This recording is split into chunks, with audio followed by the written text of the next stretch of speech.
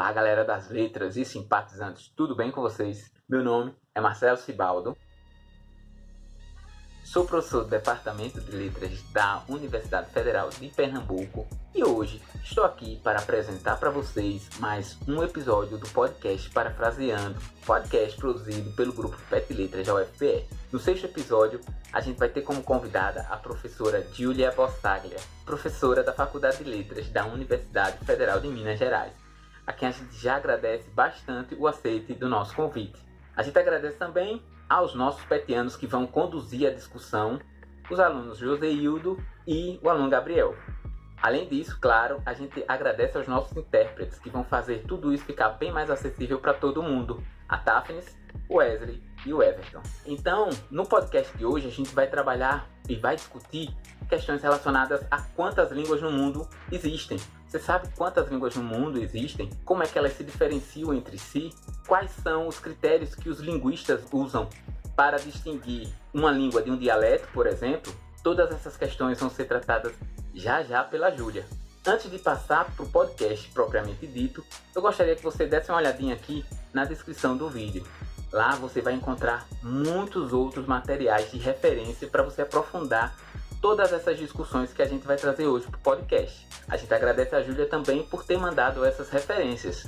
Além disso, lá na descrição do vídeo, você vai ver um questionário simples e rápido com algumas questões sobre o vídeo e se você responder essas questões, você vai ganhar um certificado de 2 horas. Além disso, nesse questionário, vocês vão ver também perguntas sobre o Parafraseando, o nosso projeto, para vocês responderem. Isso vai ajudar bastante, vai dar um feedback bem legal para a gente, para a gente continuar desenvolvendo e melhorando esse canal, que é de vocês. Eu gostaria bastante que vocês clicassem aqui no gostei, compartilhassem e, claro, se inscrevessem no canal, porque só assim, dando essa força, a gente vai continuar fazendo vídeos com essa qualidade que a gente está fazendo para vocês. Beleza, gente? Então é isso. Fiquem com o vídeo. E é isso, pessoal. Até o próximo.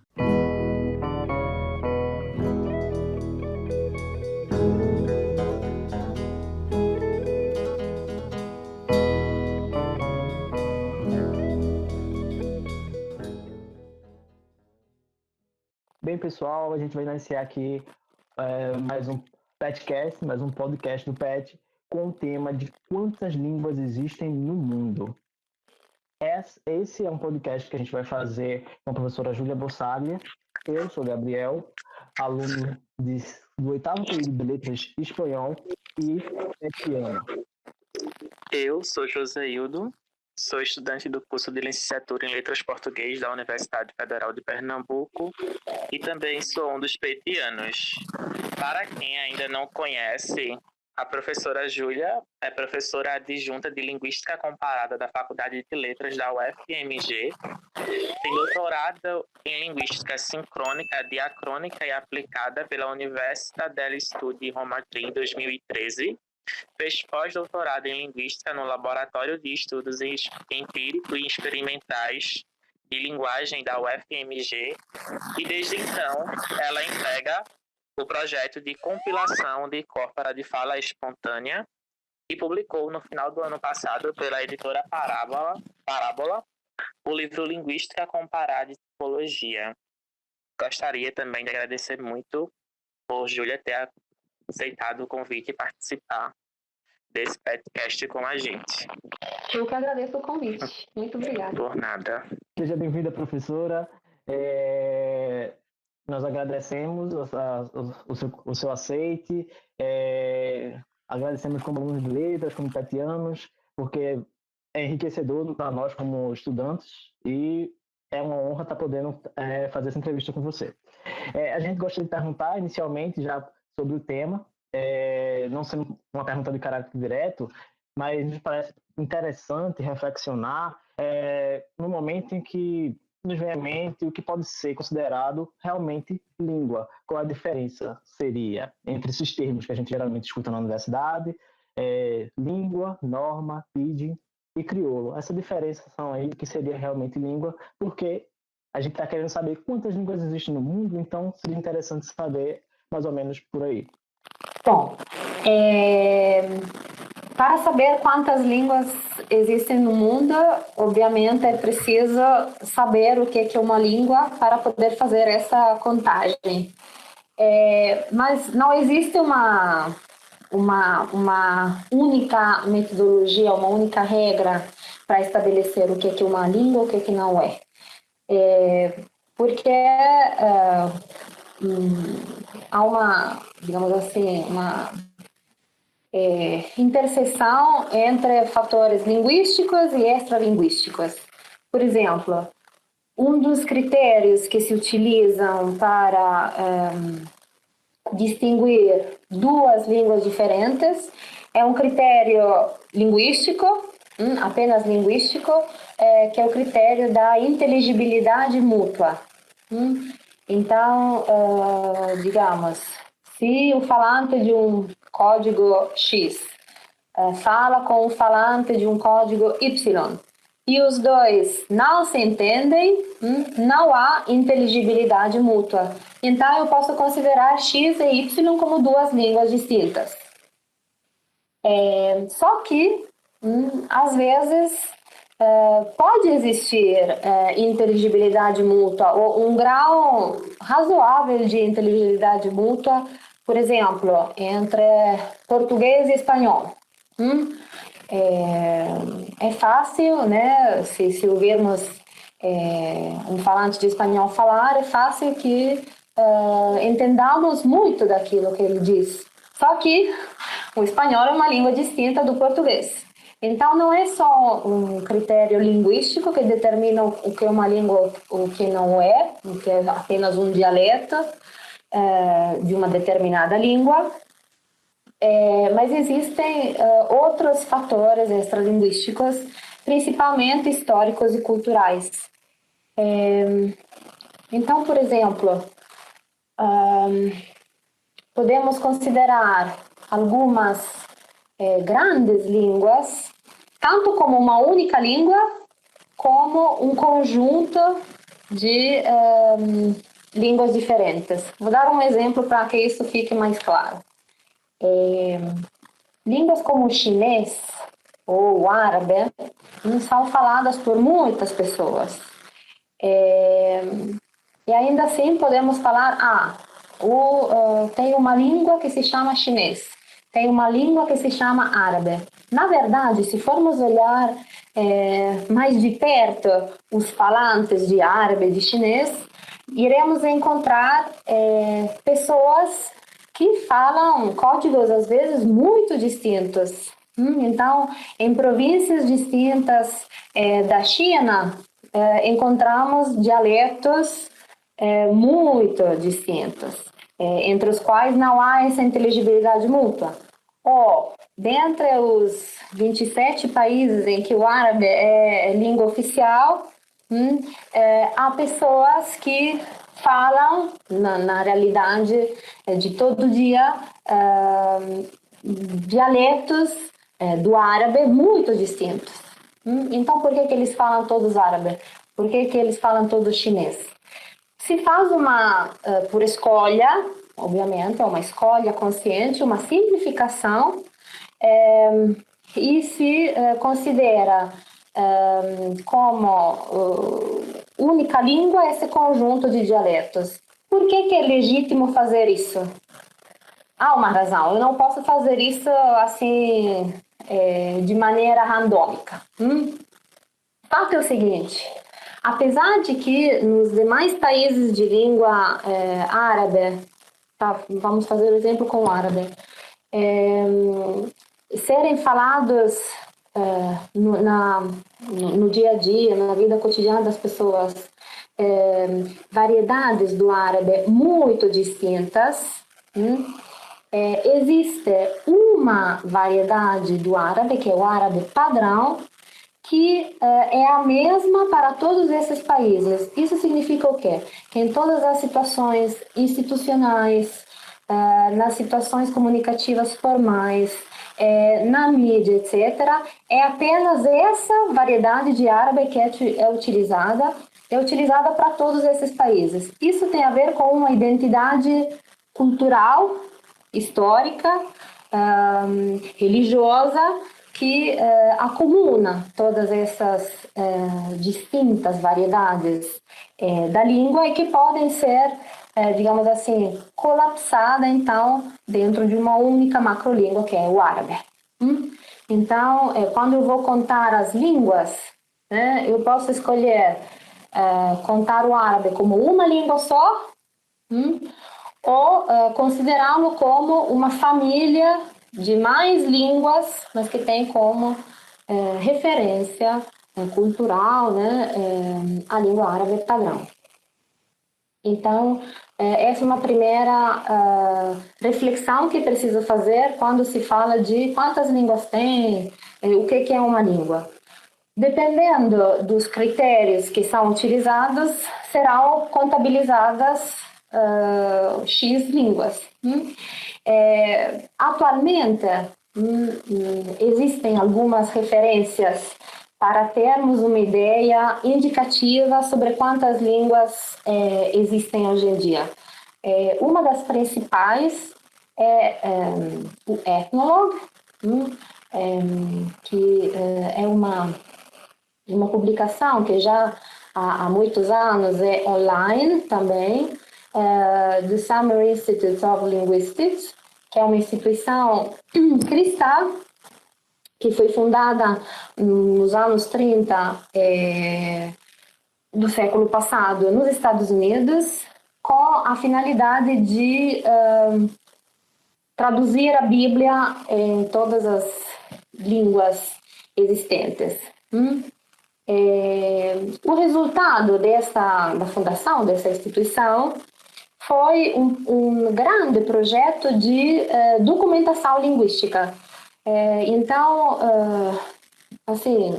abstraindo dos objetivos cristãos, né, que aos linguistas não interessam, o mérito desse grande projeto é aquele de constantemente se esforçar para documentar línguas, sobretudo línguas fortemente ameaçadas de extinção, ou seja, línguas que já estão com muito poucos falantes, que correm o risco realmente de desaparecer. E esta referência que citei, o Ethnologue, pode ser consultada pela internet. Inclusive, é um site muito interessante que recomendo para todo mundo acessar, e utiliza como critérios para contar as línguas tanto o critério linguístico da inteligibilidade mútua, como critérios de natureza extralinguística que vão verificar, né, se aquele código pode ser considerado uma língua associado a uma determinada específica dimensão cultural, histórica ou não. Obviamente, é muito possível que outros projetos que tenham a mesma finalidade possam fazer o cálculo de maneira ligeiramente diferente. Mas o Ethnologue é uma fonte muito confiável e atualmente se contam, né, no mundo cerca de 7.000 línguas vivas. Ou seja, línguas vivas significa o quê? Línguas que possuem uma comunidade de falantes nativos, de falantes de língua materna. Dentre essas línguas, são contabilizadas também línguas chamadas de pidgin e línguas crioulas, que são línguas, a todos os efeitos, mas são um tipo muito particular de língua, que são línguas de contato. O que significa isso? São línguas que surgiram do contato de mais línguas diferentes, por motivos históricos, comerciais, culturais, em situações em que se deu um intenso e prolongado contato entre comunidades humanas que falavam e falam línguas muito diferentes e que não compartilham nenhum tipo de código linguístico em comum, como poderia ser o inglês, por exemplo, como língua franca, acontece que às vezes se formam códigos mistos. Então, esses códigos mistos são novas línguas que se formam a partir desse contato e que vão misturar aspectos de várias das línguas que contribuíram no fenômeno de contato. Então, pidgins e crioulo são línguas de contato, mas por que dois nomes? Qual que é a distinção entre pidgins e crioulos? Na verdade, a distinção não é tão simples de fazer, também porque em cada situação de contato, cada uma delas é uma situação específica. Não se dá em nenhum lugar do mundo, nem se deu iguais condições do contato em todos os lugares em que esse contato linguístico se deu. Por quê? Porque são sempre situações históricas, ambientais, linguísticas diferentes. Então, cada língua de contato, de alguma maneira, surgiu em situações muito específicas que precisariam ser estudadas, né, individualmente. É isso, de fato, que se faz. Mas, sobretudo, nem sempre é fácil identificar o percurso que levou à formação de uma língua de contato, porque essas línguas, justamente, elas surgem como línguas faladas. E não temos registros das fases em que as línguas de contato se formaram. Não temos registros dos primeiros contatos, das primeiras interações entre chineses e ingleses no século 17 e 18. Não temos isso. O que temos às vezes, né, documentos do produto final. Mas então, vou dar essa distinção, mas que fique claro que mesmo dentro da linguística há uma contínua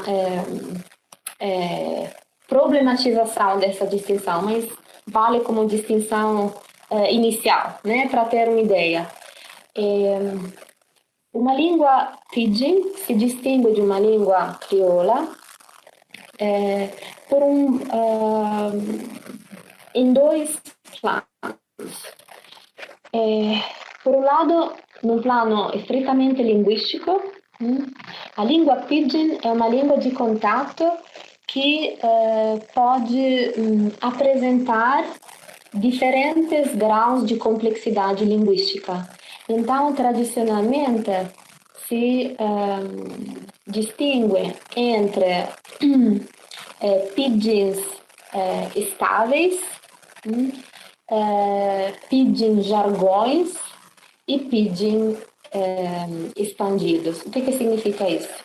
Um pidgin jargão é uma língua de contato muito rudimentar, que nem sequer pode ser considerada realmente língua do ponto de vista linguístico. Geralmente um código muito baseado em gestos, em poucas palavras.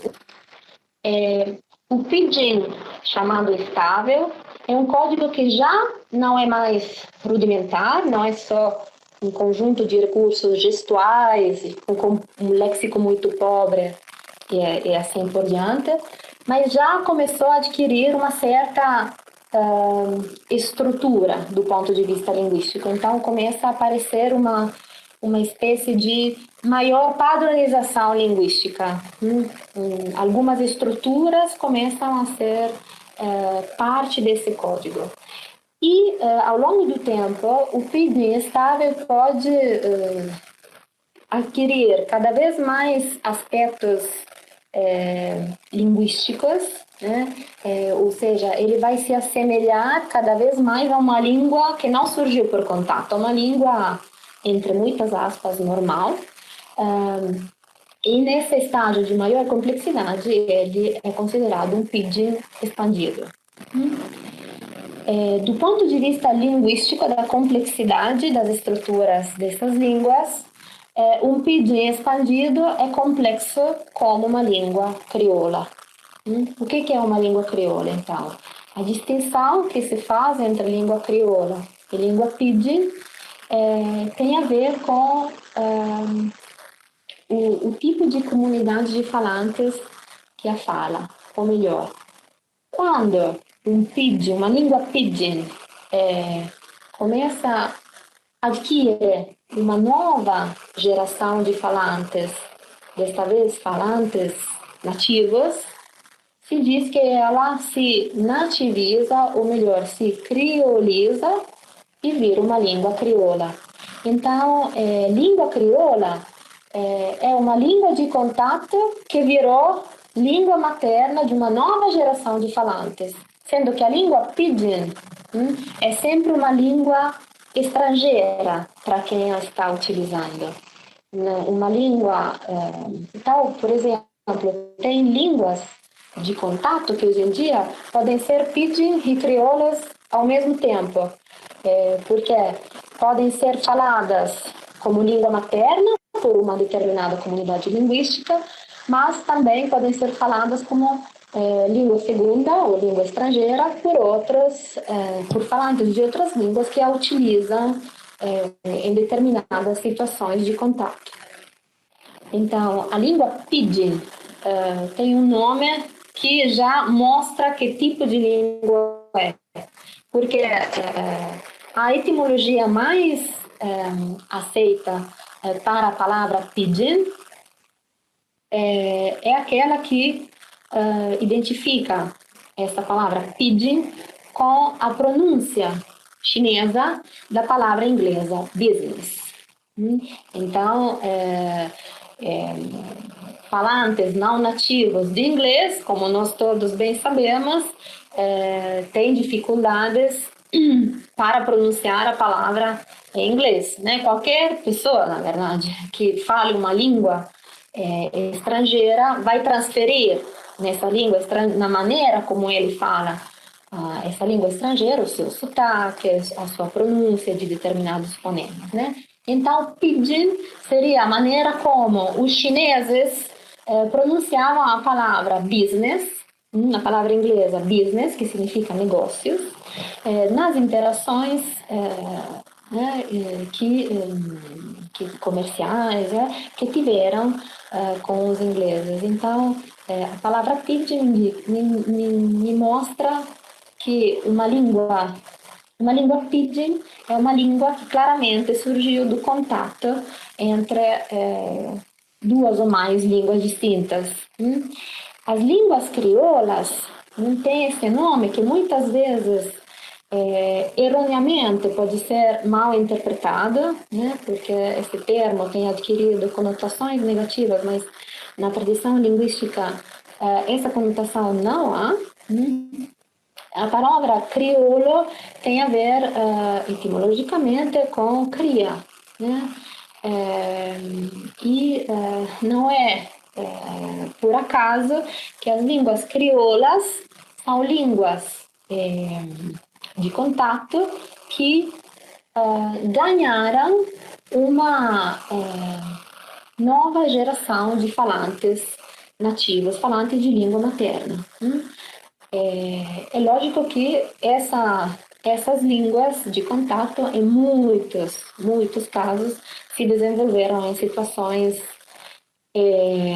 de colonização, então não situações de contato pacífico entre as línguas. Isso é um fator a ser considerado. Mas é importante refletir também sobre os nomes dessas línguas de contato para entender também qual é o contexto que as originou e em quais contextos elas continuam. Com relação a outra parte da pergunta sobre norma, norma não é língua.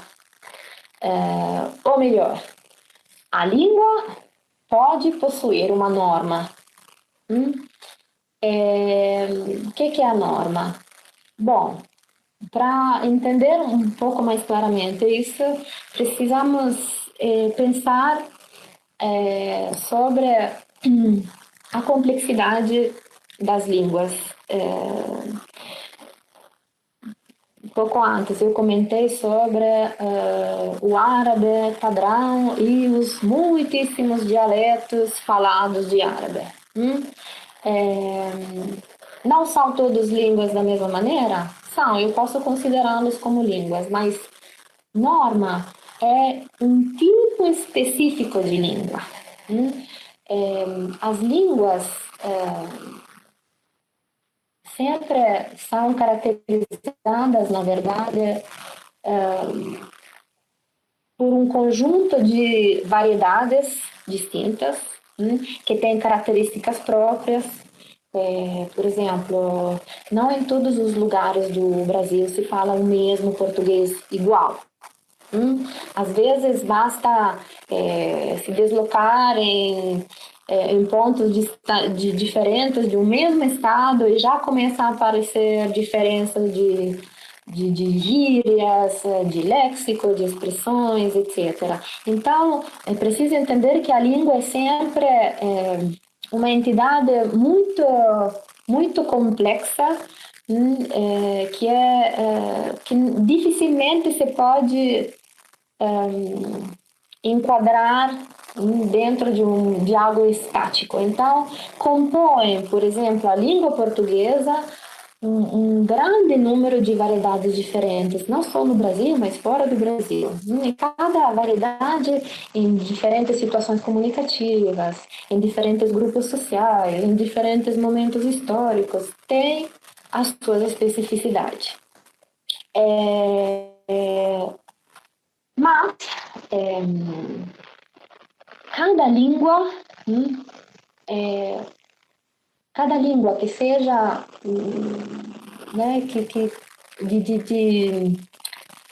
que seja falada por comunidades muito grandes e muito complexas, de falantes, e que então seja a língua de organizações humanas muito articuladas,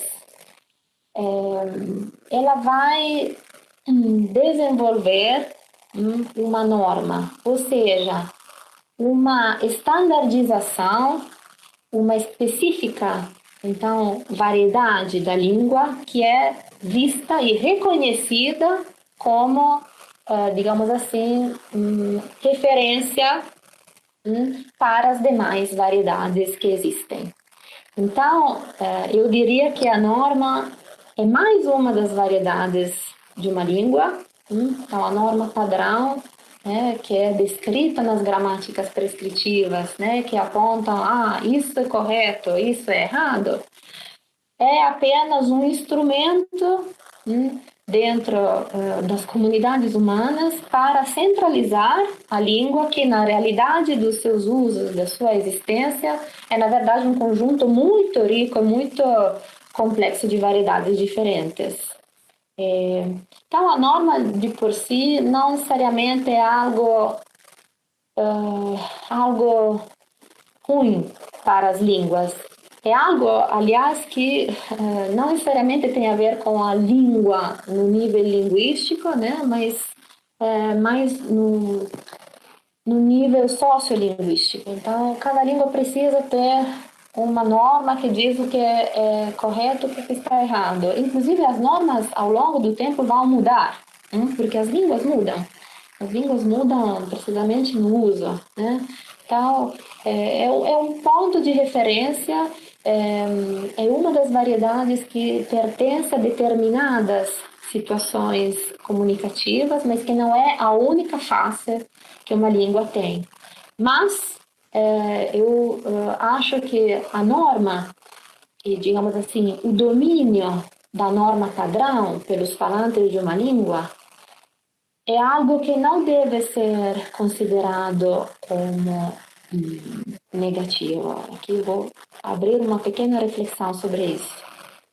Ou seja, por um lado, é extremamente necessário reconhecer que a língua não é a norma.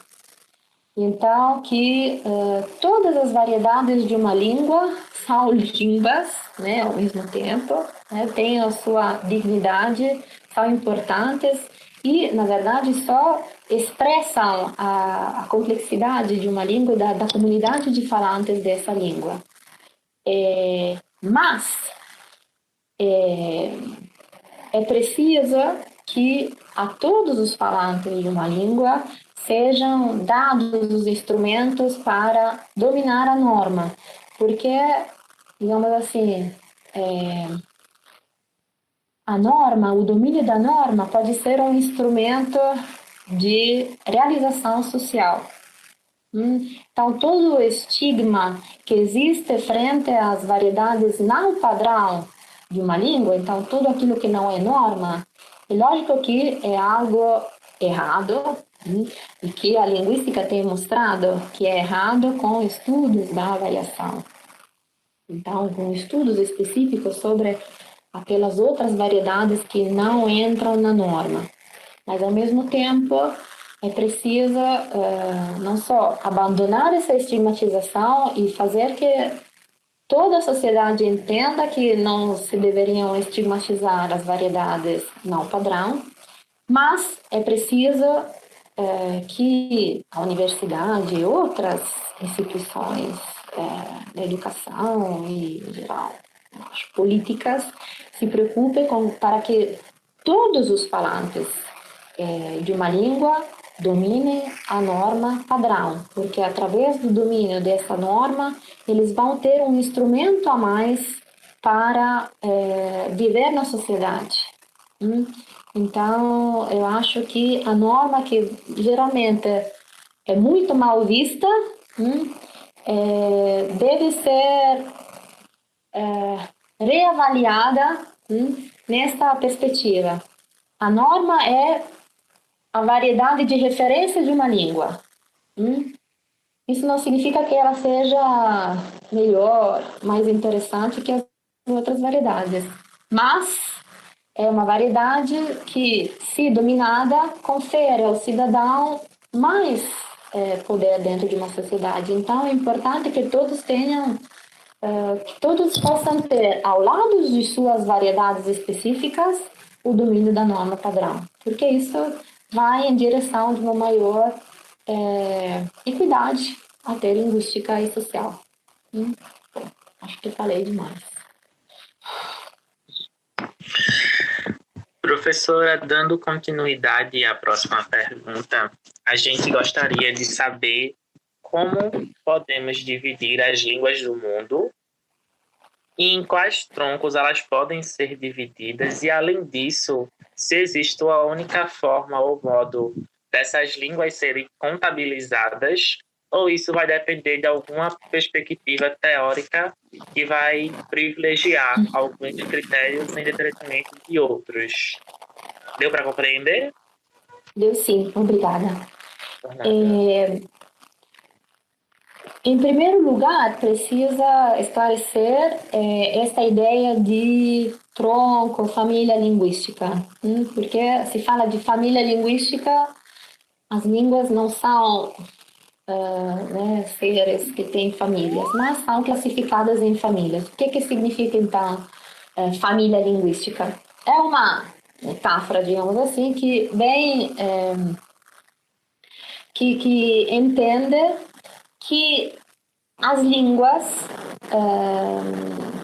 ao longo do tempo, podem gerar novas línguas. Ou seja, que novas línguas nascem a partir de línguas mais antigas. Então, tem línguas que são mais de outras línguas e línguas que são filhas de outras línguas. Um exemplo muito simples. O português, né, é uma das várias línguas neolatinas, né, junto com o espanhol, o italiano, o francês, o catalão, etc. Muitas outras. Então, entende-se que português, espanhol, italiano, francês pertencem todas à mesma família. Por quê? Porque elas todas se originaram a partir do latim. Essa é uma simplificação, né? Mas que bem explica a ideia de família linguística. Então, quando se tenta organizar as línguas do mundo em famílias linguísticas,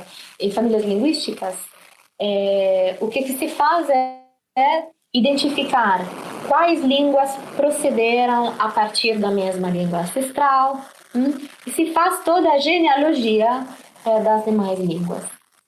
E se organizam assim as famílias. Então, sei lá, o chinês e o birmanês são línguas da mesma família, mas essa família é uma família diferente, por exemplo, da família do turco, que pertence a uma família distinta, a uma família diferente ainda, sei lá, das línguas indo-europeias, o português, mas também o inglês, o armênio, o russo, né? Todas essas línguas são inseridas dentro famílias linguísticas distintas. Então, para todas essas línguas são identificadas distintas línguas ancestrais. Esse trabalho é um trabalho que pode ser muito complicado. Por quê? Porque, basicamente, a metodologia daquela área da linguística que se ocupa de reconstruir as famílias linguísticas, que é a linguística histórica, é uma só. A metodologia para reconstruir as famílias se chama método histórico comparativo, e é um método que compara as palavras que dentre as demais línguas têm o mesmo significado e formas fonéticas parecidas.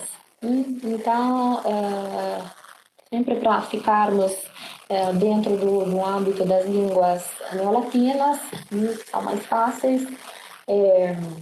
Em português, temos cabra. Eu vou comparar a palavra cabra com a palavra cabra do espanhol, com a palavra capra do italiano, com a palavra chef do francês. Essas palavras são todas palavras que significam a mesma coisa e que têm, além de algumas pequenas diferenças fonéticas, têm formas parecidas. E essas línguas que eu mencionei têm muitas palavras que têm o mesmo significado e formas fonéticas parecidas. Tantas assim que não pode ser à toa, não pode ser por uma casualidade que elas são tão parecidas. Então, por que são todas parecidas? Porque essas palavras, a palavra cabra, capra, chef, etc., procederam todas da mesma palavra no latim, que é considerada a língua ancestral das línguas neolatinas, que era a palavra capra. Então, ao longo do tempo, a partir do latim, se desenvolveram as outras línguas que transformaram, né, as palavras da língua ancestral. É lógico que esse tipo de trabalho, né, eu vou comparar muitas palavras e vou ver que entre línguas distintas, e vou ver que estas línguas distintas compartilham muitas palavras parecidas, e então significa que pertencem à mesma família. É um trabalho que é muito difícil de fazer às vezes. Por quê? Primeiro porque é um trabalho que tenta explorar o passado das línguas. Então eu vou buscar palavras em línguas antigas para ver como línguas filhas dessas línguas antigas mantiveram ou transformaram ou perderam as palavras. Mas eu preciso ter atestações dessas línguas antigas. Então, para explorar o passado das línguas, para explorar o passado de línguas e a história de línguas que já não existem mais, que já morreram, o linguista histórico precisa de ter documentação, e muita documentação. E nem sempre isso é possível. Também porque tem línguas que nunca foram escritas, porque nem todas as línguas humanas precisam da escrita. Então, para algumas línguas, especificamente línguas indígenas das Américas, por exemplo, né, cujas comunidades nunca ou só muito tardiamente começaram a desenvolver sistemas de escrita, para essas línguas, para a fase mais antigas da história dessas línguas, não tem documentação. Então, o linguista histórico vai fazer um trabalho de reconstrução a partir daquilo que ele tem. Para isso, o método histórico comparativo é uma boa metodologia, é já uma metodologia muito utilizada e testada, então é uma boa metodologia, mas às vezes pode haver muitas divergências entre linguistas distintos.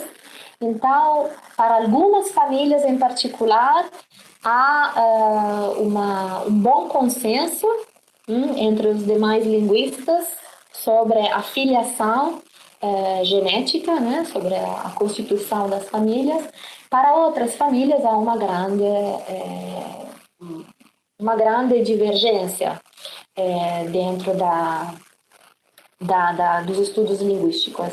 E às vezes, então, temos propostas mais extremas que chegam a classificar todas as línguas humanas em cerca de 12 macrofamílias, então apenas 12 macrofamílias ou macrotroncos, e linguistas que não propõem centenas de famílias diferentes, né? Então, não há um consenso, porque em muitos casos a metodologia mais adequada para fazer esse trabalho de reconstrução das famílias linguísticas tem alguns limites. Então, podemos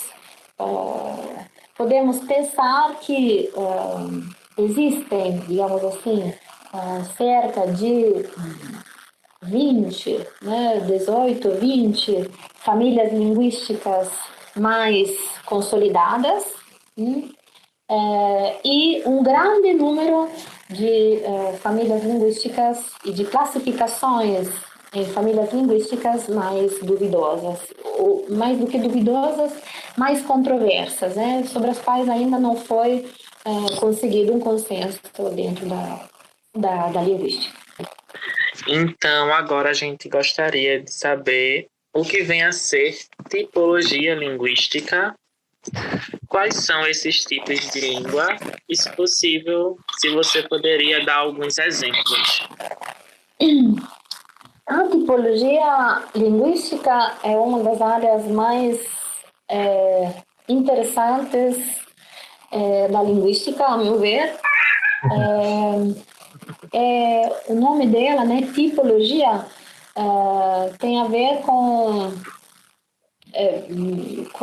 um dos objetivos da disciplina, que é justamente aquele de classificar as línguas naturais em tipos. Como é que são estabelecidos esses tipos? De muitas maneiras diferentes. A tipologia linguística, de fato, faz o quê? Compara as línguas naturais, línguas vivas, línguas que já são extintas, mas que deixaram documentação suficiente para poder analisar suas estruturas, e observa as diferenças e as semelhanças que existem entre as demais línguas. A partir dessa observação, eu posso construir os tipos. Obviamente, eu vou construir esses tipos com base em algum parâmetro que eu vou escolher. Por exemplo, posso escolher um parâmetro fonológico, no nível da fonologia, e tentar classificar as línguas naturais por exemplo, entre línguas tonais e línguas não tonais. Então, a partir desse parâmetro, possui o tom ou não possui o tom, eu posso colocar várias línguas dentro do tipo das línguas tonais e outras várias línguas dentro do tipo das línguas não tonais.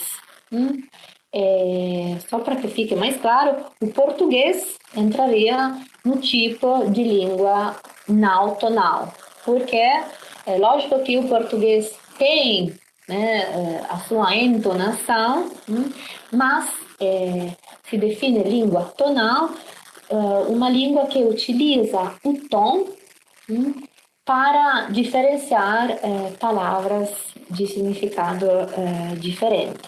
Então, que eu fale, agora não me vem uma palavra, livro ou livro, eu estou falando a mesma palavra livro. Tem algumas línguas, como por exemplo o chinês, nas quais se eu falar a mesma palavra, né, a mesma sequência de sons, com entonações diferentes, eu vou ter palavras diferentes. Então, essas são as línguas tonais. Então, esse é um exemplo de como se pode fazer a classificação das línguas naturais em tipos. Um outro exemplo para os tipos linguísticos tem a ver com o tipo sintático de ordem das palavras, ou melhor, a ordem dos constituintes principais, sujeito, verbo e objeto, nas línguas humanas. Então, tem algumas línguas, como o português, que são de tipo SVO, ou seja, sujeito, verbo, objeto. Por quê? Porque em uma frase normal, a ordem normal de sujeito, verbo e objeto é esta. Então, em português ou em qualquer outra língua SVO, se diz o menino come a maçã. Mas tem línguas do tipo SOV, então sujeito, objeto direto, verbo, em que a ordem normal para uma frase é o menino a maçã come. Depois tem línguas em que se diz come o menino a maçã. E essa é a ordem normal da frase. Ainda tem línguas em que se diz a maçã o menino come, ou a maçã come o menino, ou agora perdi a última, come a maçã o menino. Então, temos 6 possibilidades, então 6 tipos. Eu escolho esse parâmetro de ordem sintática de sujeito, verbo, objeto e vou ver que tenho 6 possibilidades. SVO, SOV, VSO, OSV, OVS e VOS. Vejo que tem línguas que entram num tipo, línguas que entram no outro, etc, etc. Mas, se fosse só isso, fazer tipologia, não seria assim tão interessante, porque eu posso escolher qualquer parâmetro e colocar as minhas línguas dentro de tipos, como se fossem caixas, né? Mas não é só isso que a tipologia faz.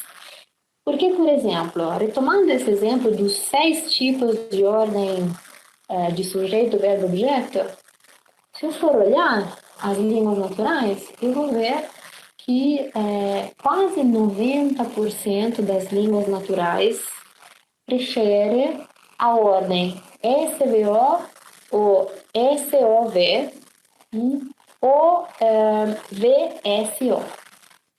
As outras 3 possibilidades, que inclusive quando dei os exemplos devem ter soado mais estranho, porque para nós é estranho pensar que se diga a maçã comeu um menino.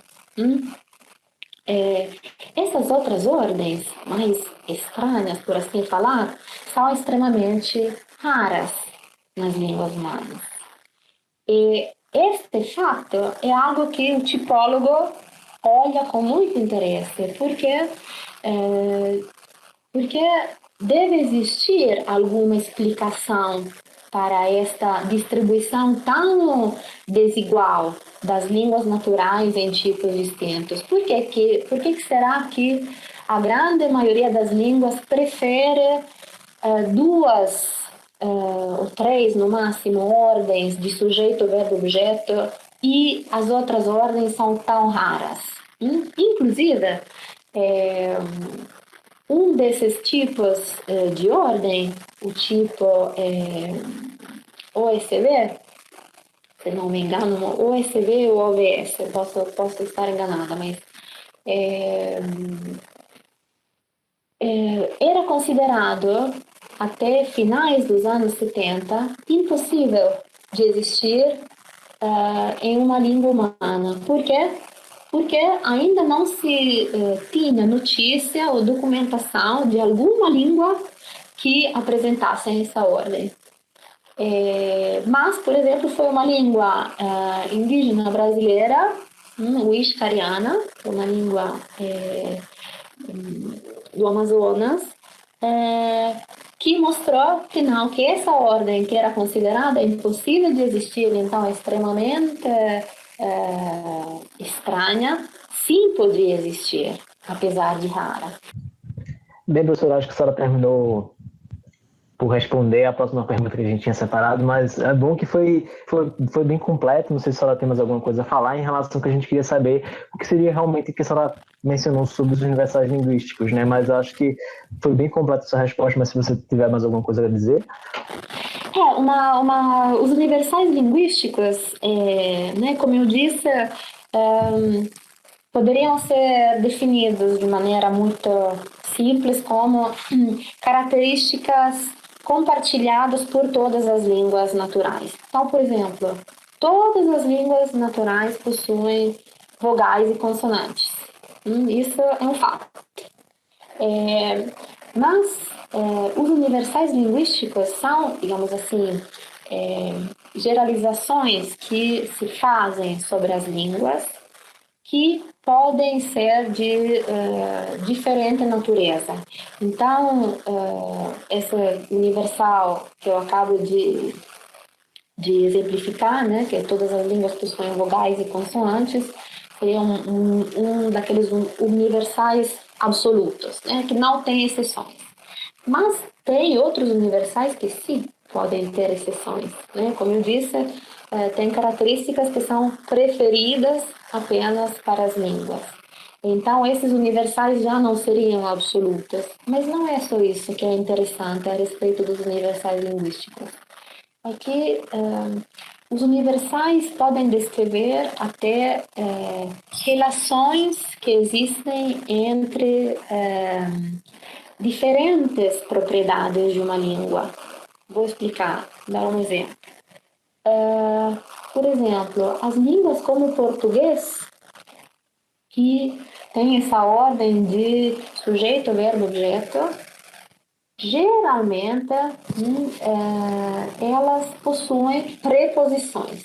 Então, em português, nós dizemos o menino comeu a maçã em casa.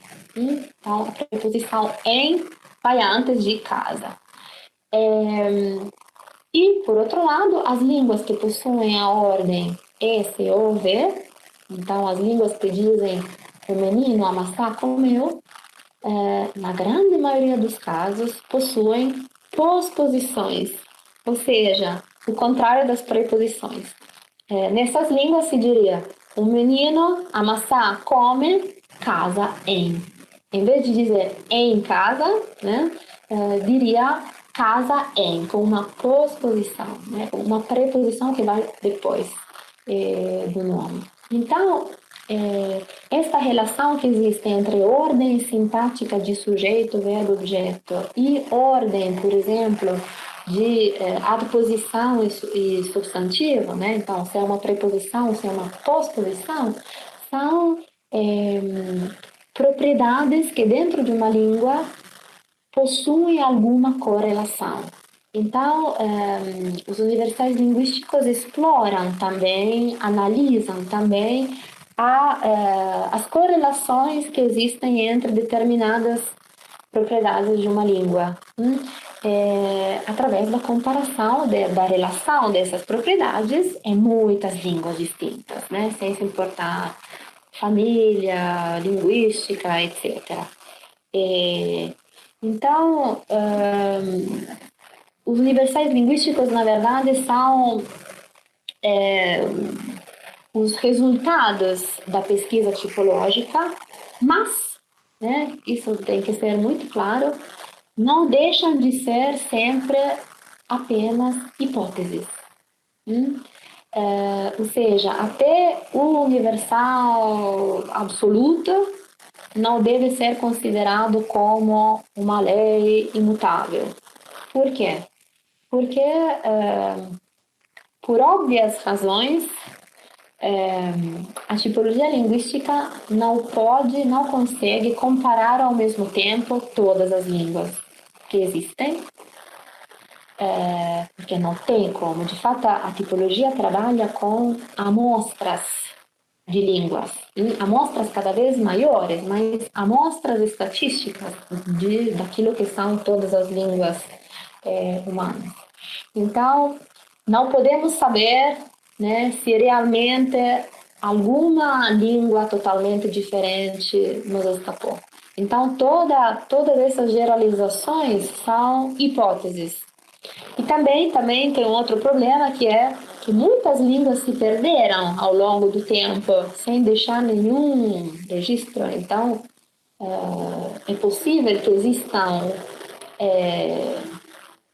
línguas que têm características que jamais imaginaríamos, mas não temos à disposição materiais e documentos para estudá-las. Então, são todas hipóteses que vão se atualizando ao longo do tempo, à medida em que são descobertas novas línguas ou conhecimentos mais aprofundados sobre as línguas são conseguidos. Então, os universais linguísticos realmente constituem o objetivo mais profundo, né, da tipologia para entender como é que funcionam as línguas naturais. Dando continuidade, a gente gostaria de falar um pouco sobre as línguas indígenas brasileiras. Uma perspectiva mais ou menos de quantas e quais são, onde elas estão, e dentro da perspectiva da tipologia linguística, ela pertenceria a quais desses tipos que a senhora identificou há pouco? Bom, as línguas indígenas brasileiras são hoje em dia muito menos daquilo que eram quando pela primeira vez os portugueses e outros europeus chegaram ao Brasil, né? Atualmente, o Instituto Socioambiental contabiliza 255 povos indígenas para um total de cerca de 160 línguas. Mas, digamos, a estimativa oscilam entre 160 e 200 línguas indígenas. Tradicionalmente, existe uma classificação, né, em famílias das línguas indígenas brasileiras. Existem dois macrotroncos principais. O que são esses macrotroncos? São famílias de famílias, né? Então, famílias muito grandes, tão grandes que contêm várias famílias. Existem cerca de 19, 20 outras famílias que não pertencem a nenhum desses dois macrotroncos, então são cada uma família por si só, Existem depois uma série de línguas isoladas. O que são as línguas isoladas? Línguas que constituem famílias sozinhas. Por quê? Porque nenhum linguista conseguiu comprovar que elas tenham relação de parentesco com outras línguas existentes ou que já existiram. Então, esse, por exemplo, é um dos motivos pelos quais as famílias linguísticas das línguas indígenas, não só no Brasil, mas em toda a América Latina, na verdade, nas Américas, às vezes esse número de famílias é muito alto, porque muitas vezes uma família é considerada como, desculpem, uma língua é considerada como uma família. Ela constitui família sozinha. Ok.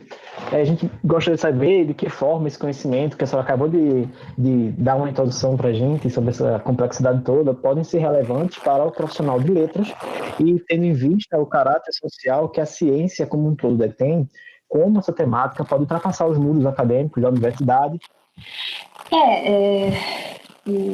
Bom, às vezes é difícil, né, fazer as pessoas entenderem a grande importância que a linguística, em geral, todas as humanidades têm, não só como disciplinas acadêmicas, né, mas como disciplinas que estão fortemente relacionadas com a sociedade. Às vezes não com aplicações diretas, né? Porque vivemos já há muito tempo, né? Em sociedades que valorizam muito a utilidade prática, visível, mensurável em termos até de dinheiro, né? Mas é lógico que os estudos linguísticos, né? Tudo que concerne o estudo das línguas algo que visa entender mais e de maneira mais aprofundada não só as línguas, mas em primeiro lugar os falantes dessas línguas, né? Então, quando a tipologia quer entender como funcionam determinadas restrições sobre o uso de estruturas mais ou menos complexas, ela quer entender como funciona a linguagem no nosso cérebro, por exemplo. Quando estudamos as línguas indígenas, estamos reconhecendo a identidade dos povos indígenas, estamos observando e estamos conferindo o espaço que eles devem ter dentro da sociedade, por exemplo. Então, eu acho que tem muitas possíveis aplicações que a linguística, muitas contribuições que a linguística pode fazer a nível social.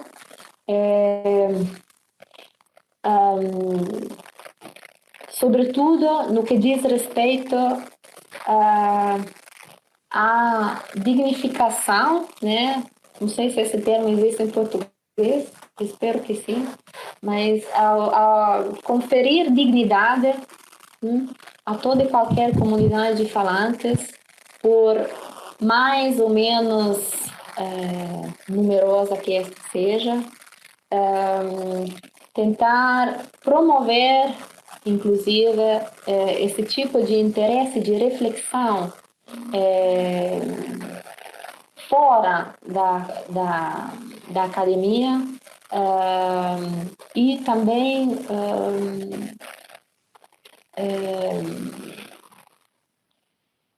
mostrar como qualquer tipo de reflexão sobre as dinâmicas que governam as relações entre comunidades linguísticas diferentes são são importantes? Porque no começo desta conversa que tivemos, eu falei, tem 7.000 línguas. Mas não falei muito mais do que isso, eu dei um número. Se a gente for olhar mais de perto essas línguas, a gente veria que tem algumas poucas línguas que dominam o panorama linguístico, e essa dominação não é só uma dominação de número. Então, por que muitas línguas europeias têm tantos falantes assim? Porque foram colonizar outros lugares e impuseram suas línguas sobre outras comunidades. Vamos olhar, então, existem relações de poder e de violência entre comunidades linguísticas que precisam ser identificadas, estudadas, entendidas. É preciso conferir o justo espaço a todas as línguas humanas, mas porque é preciso conferir o justo espaço a todas as comunidades humanas. Então, eu acho que dos aspectos mais voltados para a sociedade dos estudos linguísticos é este: reforçar a ideia que uma língua é sempre associada a uma comunidade de falantes, uma comunidade de pessoas que todas, da mesma maneira, precisam ter os mesmos direitos até de serem diferentes, de manterem suas identidades dentro de sociedades cada vez maiores. E a linguística pode contribuir para isso, com certeza, eu acho. Professora, só para complementar, a senhora teria alguma indicação de material para passar? Gostaria de deixar aqui. Sobre esses temas que discutimos hoje, eu tenho muitas. São principalmente materiais online, né? Alguns são em inglês, então pode ser mais complicado para quem não domina o inglês, e sobretudo um pouco de inglês da área da linguística. Pode ser um pouco mais complicado de utilizar, mas em grande parte são sites completamente amigáveis. Então, vou aqui mencionar alguns. Em primeiro lugar, o site do Ethnologue, é em inglês, mas é um site interativo que mostra o mapa mundi, e para cada continente é possível clicar e ver quantas línguas, quantos falantes, informações mais detalhadas sobre as línguas. Ainda, sobre línguas do mundo em geral e sobre as principais características tipológicas que elas têm, eu recomendo muito para quem tiver um pouquinho mais de formação em linguística no começo, porque é um recurso estritamente linguístico, um pouco técnico, mas nem por isso menos interessante, que é o Atlas Mundial das Línguas, das estruturas linguísticas online. Ele se chama em inglês WALS, World Atlas of Language Structures Online. É uma publicação do Instituto Max Planck de Leipzig, na Alemanha, e apresenta dados sobre características de muitíssimas milhares de línguas naturais, e é muito interessante porque apresenta sempre para cada língua, mapas, muito interessantes que o usuário pode explorar, né? Recomendo realmente que todo mundo vá lá brincar um pouco. Uma coisa parecida, um outro recurso parecido, mas voltado todo para as línguas de contato, ou seja, as línguas pidgin e as línguas crioulas, é o Atlas das Línguas Pidgin e Crioulas, também uma publicação paralela a esse último Atlas que mencionei, que se chama Apix Online, que também é construído da mesma maneira a partir de um mapa de todas as línguas de contato, não todas, né? São documentadas, se não me engano, cerca de 76 por aí línguas de contato. E este segundo atlas sobre línguas de contato é muito interessante porque para cada uma delas, além do mapa, etc., da descrição das principais características linguísticas, tem sempre uma descrição do contexto sócio-históricos de formação dessa língua e muitas vezes tem até documentação, né, documentos de falantes dessas línguas gravados enquanto contam alguma história. Então, eu recomendo, por exemplo, que vão lá ver as línguas de contato que tem como base do léxico o português, né? Tem muitas na África, né? Mas também na Índia. Então, eu recomendo que vocês vão lá escutar um pouco de cabo-verdiano ou de crioulo da Guiné-Bissau, para ver como é que soa uma língua de contato que se formou em parte do português, em parte pelo encontro com línguas africanas. Tem algumas que dá para entender. O site do Glottolog, Glottolog também fornece todos os dados sobre as línguas ameaçadas, suas famílias. Como tem outro portal sobre línguas ameaçadas, que é disponibilizado pela Universidade do Havaí, em parceria com outras instituições, que também proporciona muitos dados sobre essas línguas. E, finalmente,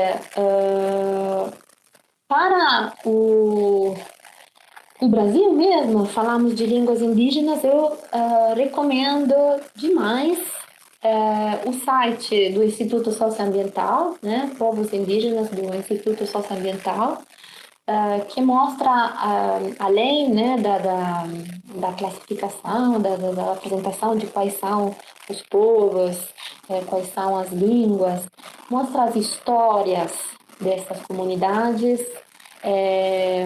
de uma maneira muito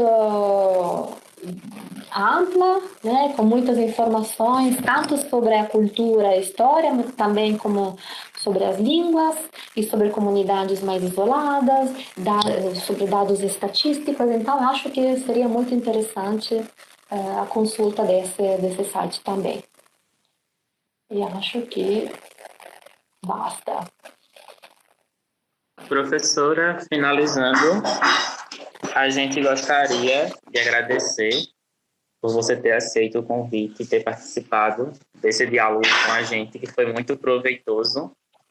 A gente fica muito honrado de ter tido essa oportunidade. Eu que agradeço muito.